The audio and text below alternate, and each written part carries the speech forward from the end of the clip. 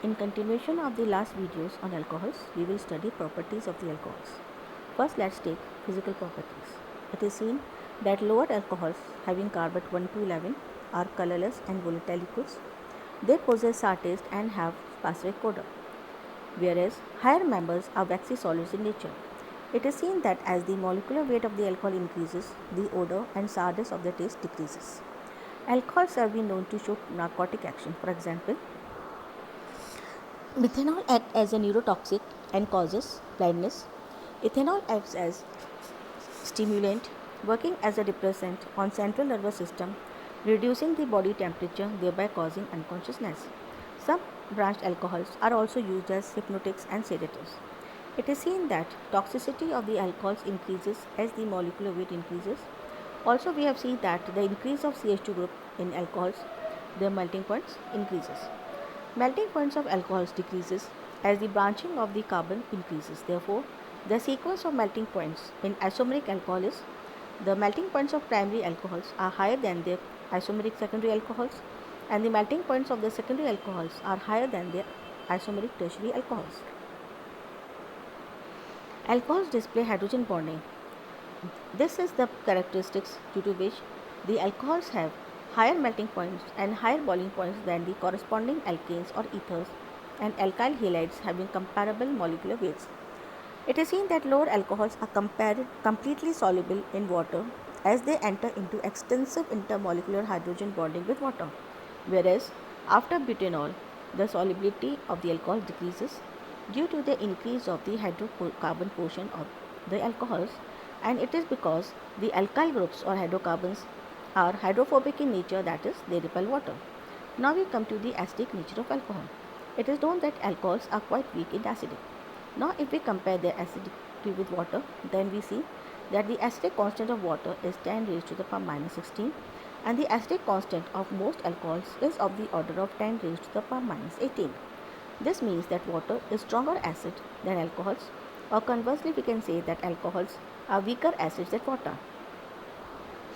But on the other hand, there are substances, for example, substances which have terminal alkynes, the acidic constant is of the order of 10 raised to the power minus 25, or ammonia, which has the acidic constant of the order of 10 raised to the power minus 34. This means that alcohols are stronger acids than those substituents with terminal alkyne and even ammonia.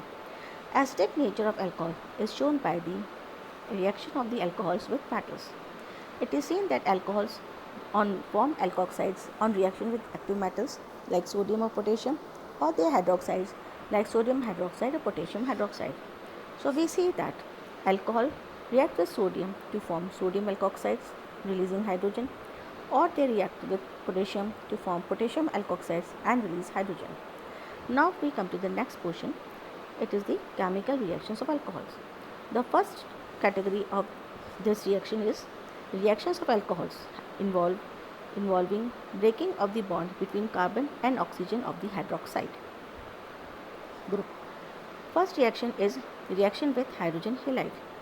It is seen that on reaction with hydrogen halide, alcohols give alkyl halides. This alcohol reacts with hydrogen halide, giving rise to alkyl halides with elimination of water. Now if we see a specific reaction, we see that ethyl alcohol reacts with HCl to give ethyl chloride with elimination of water, or it reacts with hydrogen bromide to give ethyl bromide with elimination of water. It is seen that the order of reactivity for hydrogen halide is HI is more reactive than HBr, which is more reactive than HCl. Now if we come to the order of reactivity for alcohols, we see that tertiary alcohols are more reactive than secondary alcohols, and secondary alcohols are more reactive than primary alcohols. Since the reactivity of HCl is quite low as compared to HBr and HI, we see that chloride ion is a weaker nucleophile than bromide and iodide. Therefore, the reaction of primary and secondary alcohols with HCl takes place in the presence of Lewis acids like ZnCl2, but with HBr and HI, the reaction undergoes very smoothly. Primary and secondary alcohols react with HCl in the presence of zinc chloride, but as we have seen that the reactivity of the tertiary alcohol is much higher than secondary and primary alcohol. So the tertiary alcohols react with HCl without any catalyst, and the reaction undergoes very smoothly. If we see the reaction, this is a primary alcohol, ethanol, reacts with HCl giving rise to ethyl chloride, but the presence of zinc chloride is necessary.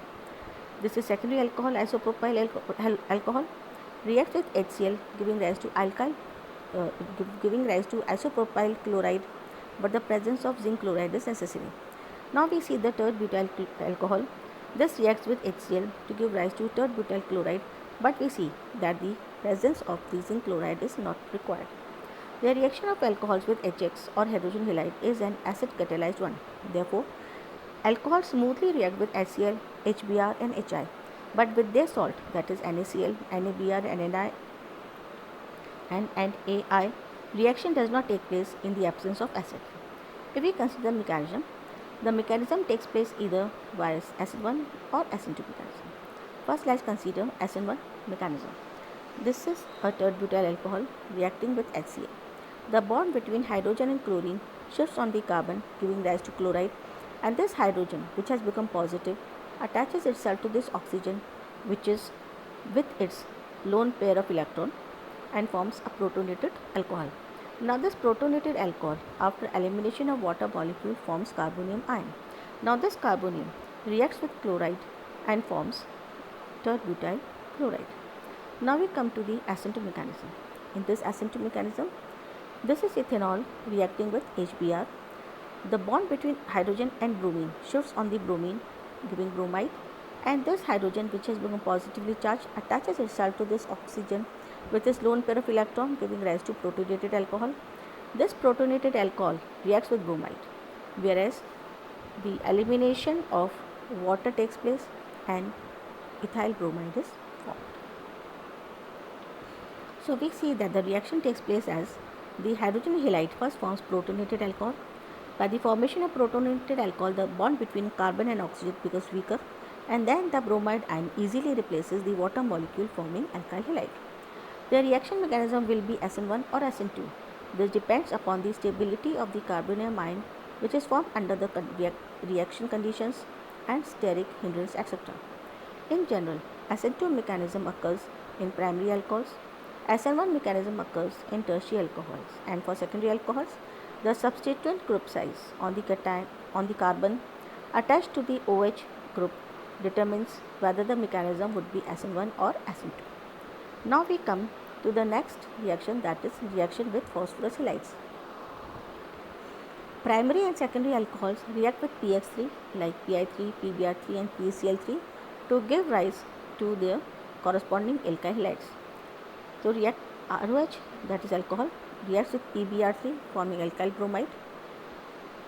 Reaction with PCl3 gives rise to chloride, and reaction with iodide PI3 gives rise to ethyl iodide with the release of H3PO3, that is the formation of H3PO3.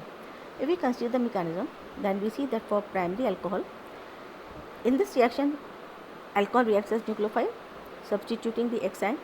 So this alcohol reacts with PX3. The bond between P and X shifts on the X, giving rise to the halide ion, and this P, which has become slightly electron deficient by the shifting of the electron pair, attaches itself to this oxygen with the help of the lone pair on the oxygen and forms protonated alkyl dihalophosphite. Now this protonated alkyl dihalophosphite reacts with the halide ion. Now this oxygen, which is positive, what happens that the bond between this carbon and this oxygen shifts on the oxygen, giving rise to POH whole X2, and this halide attaches itself to this carbon, which has become positive after the shifting of the electron pair from this carbon to this oxygen. Now we see that this POH X2, which is formed, again reacts with another molecule of alcohol. Now in this, again this has phosphorus is attached to two halogen atoms.